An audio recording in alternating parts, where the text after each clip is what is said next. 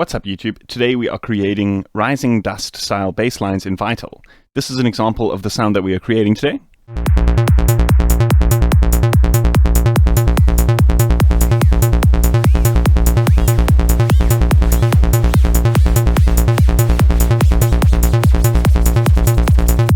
So I've actually got it here already prepared, but what I'll do is I will open up a brand new instance of Vital, and we can go ahead and recreate the sound 100% again from scratch. So I'm just going to presume that a lot of you guys already know how to create a decent sounding Psytrance bass line, but for those who don't, I'm going to go through a couple of just the basic features real quick.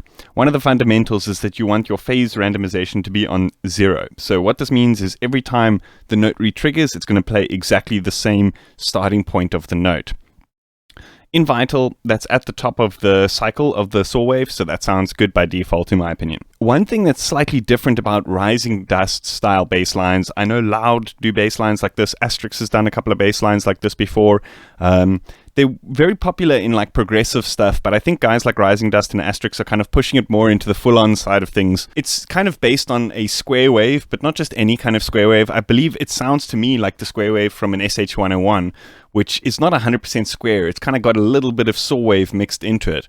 I'm going to show you what I'm talking about. So here, what we want to do is we just want to add another oscillator, and we can go basic shapes, and we can set this one over to a square wave. So just by default, it's not going to sound very good. We also want to turn this phase randomization to 0. By default, it's not going to sound very good because this low cycle is kind of opposing this high cycle. So the way to counteract that is to set this phase of the square to 0. And it kind of gives you a much fatter sound because now the upward cycle and the downward cycle of the two oscillators are in sync. So just listen to the sound difference between when you don't phase reset and when you do.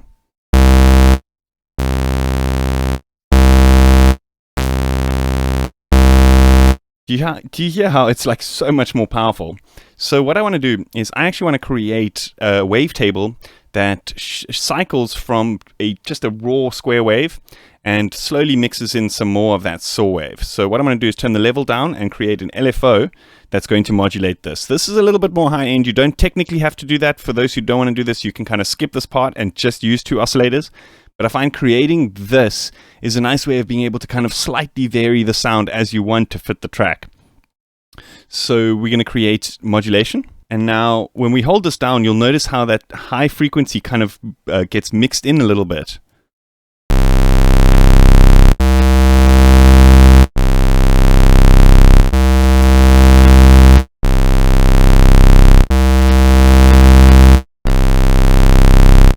I actually want to mix this one down as this one mixes up.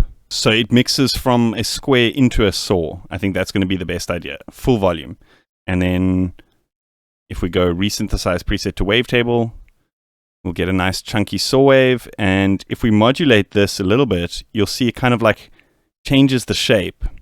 So we want it to be still square, but slightly saw.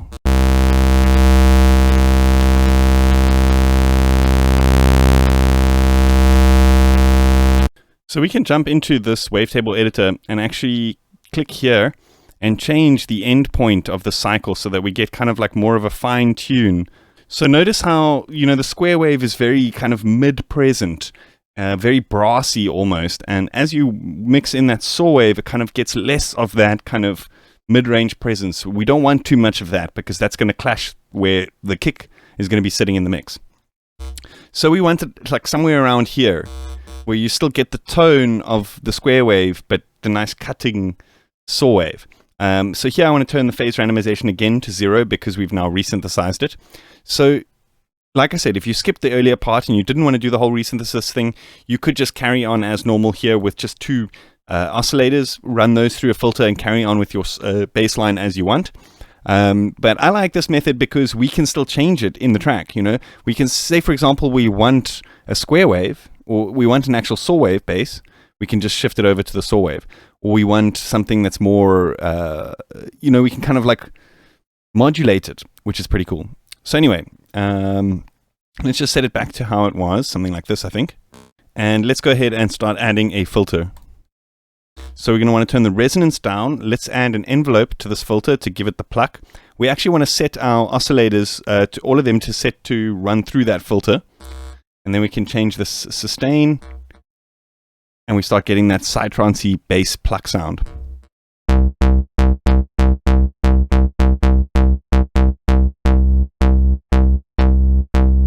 Okay, that's almost there. So I quickly want to jump into the MIDI and how we can get that working.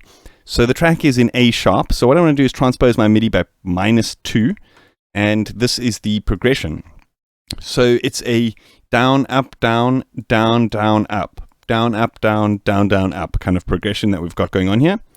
And this is the resulting sound.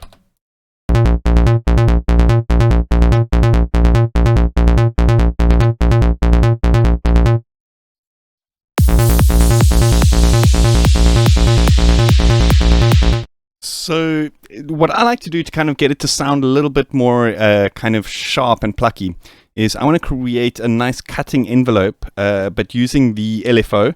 So let's set this to envelope mode. Let's set this to 1/16, turn the smooth down, and we want to shape something like this so that we still get like a full body and it goes down to 0 before that release stage starts. And we get still the full pluck and then a little bit down on the sustain.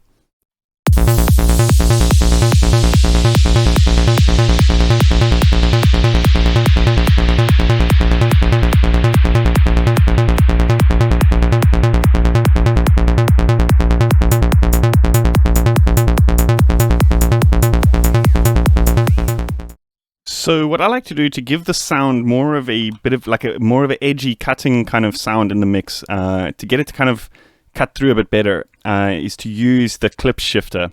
So this, I believe, is another free plugin, really, really cool for clipping. And you'll notice how, I mean, you could just do this with the velocities. However, clipping does add a particular sound that does help things cut through in the mix, specifically with these very minimal mixes. To have things very present, but not taking up too much headroom is a really nice trick to do that. So the higher octave notes, I think, are a little bit loud compared to the lower notes. And I'm going to try clip the clipper just above the lower notes so that those higher notes are kind of at the same volume.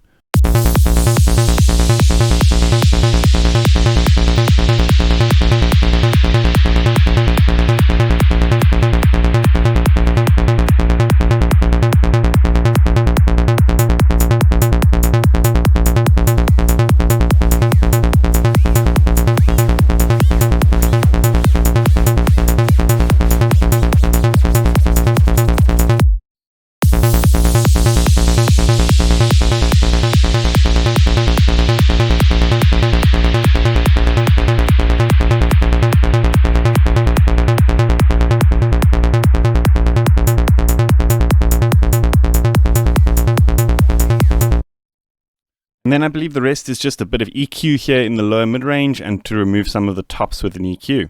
And that's about it.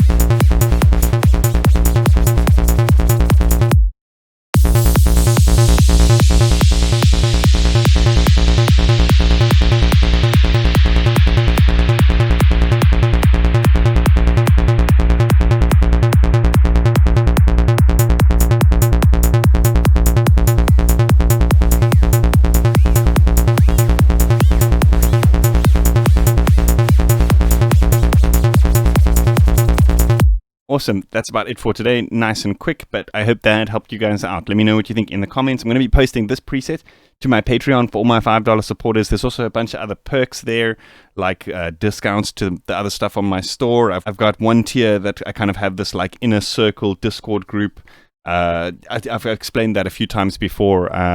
So yeah, I got various perks there on my Patreon, like discounts and a bunch of other presets and all sorts of things.